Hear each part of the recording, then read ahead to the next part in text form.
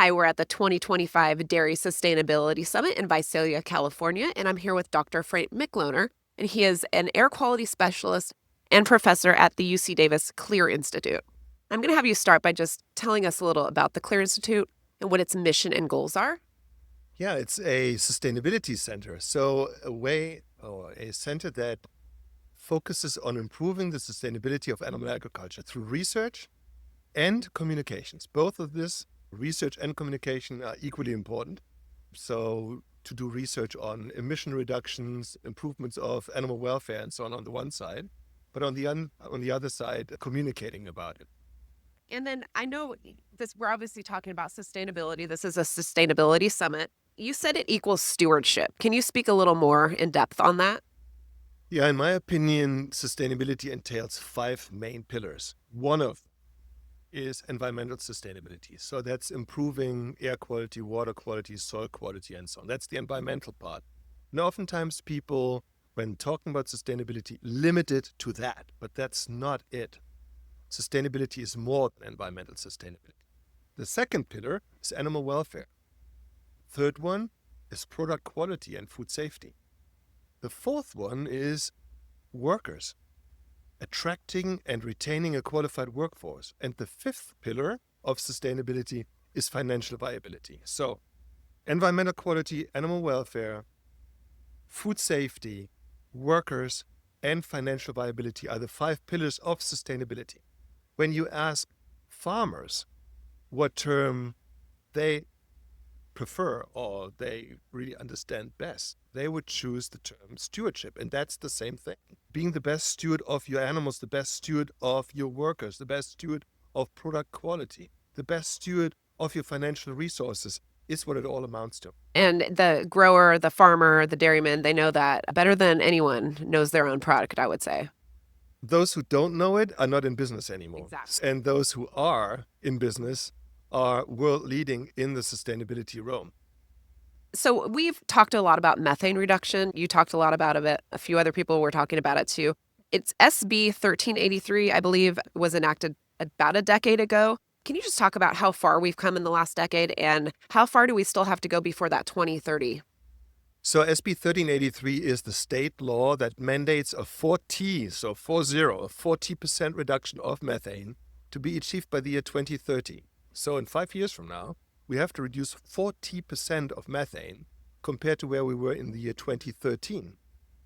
And through the state working with and not against farmers, through having a voluntary incentive-based approach, that's a mouthful, but what it means is help producers financially to reduce emissions. By doing so, the state has come a long ways. Namely, of the 7.2 or so million metric tons we need to reduce, we have already reduced 5. So of the 7.2, we already have reduced 5, meaning we are well on our way to achieving the whole 40% reduction, and that is unparalleled worldwide. I think someone mentioned dangling the carrot instead of using the cane with the state working with the growers, and it seems like that has been something that has made this successful. I'm a parent, and most parents will understand that if you're dealing with stick versus carrot, the one works much better than the other. And it's not a surprise that the same is true for industry. If you tell an industry, if you achieve a certain goal and we incentivize you to do it, then you reach that goal much easier than saying there are rules and regulations, fines or taxes, and if you don't do as we wish, then we penalize you. The incentive approach, or the carrot approach works. The cane approach has not been shown to work. And it seems like it is working for the state of California. And I'm a parent also, so I understand that too. Just to wrap it up, going back to the clear mission, how can the dairy industry tell its message better than it does already? What tools are available to help them reach the consumer and let them know what the dairy industry is actually doing to be successful? So a dairy owner does not have to be a communications expert, but a farmer has to be a communicator nevertheless. It starts with your family. Explain to members of your family what you do, how you do it, why you do things the way you do around animal welfare, around environmental quality, around the workers who work with you. Take it out into your community. Share it with your networks on social media. Everybody can do that. And everybody should do that because farmers are actually very much trusted out there in the real world. The problem is they don't naturally want to communicate, but they should because it is those people out there buying their products who want to be assured that what they are buying is raised in a responsible way. And now it's you, the farmer, who needs to tell those consumers that what you do is a product of the fact that you care about the environment, about your animals, about the workers who work with you, about the product quality, and of course your financial resources, those that keep you afloat. So the sustainability communication is something that not just individuals like myself have to really work on, or other communication experts, but the individual farmer has to.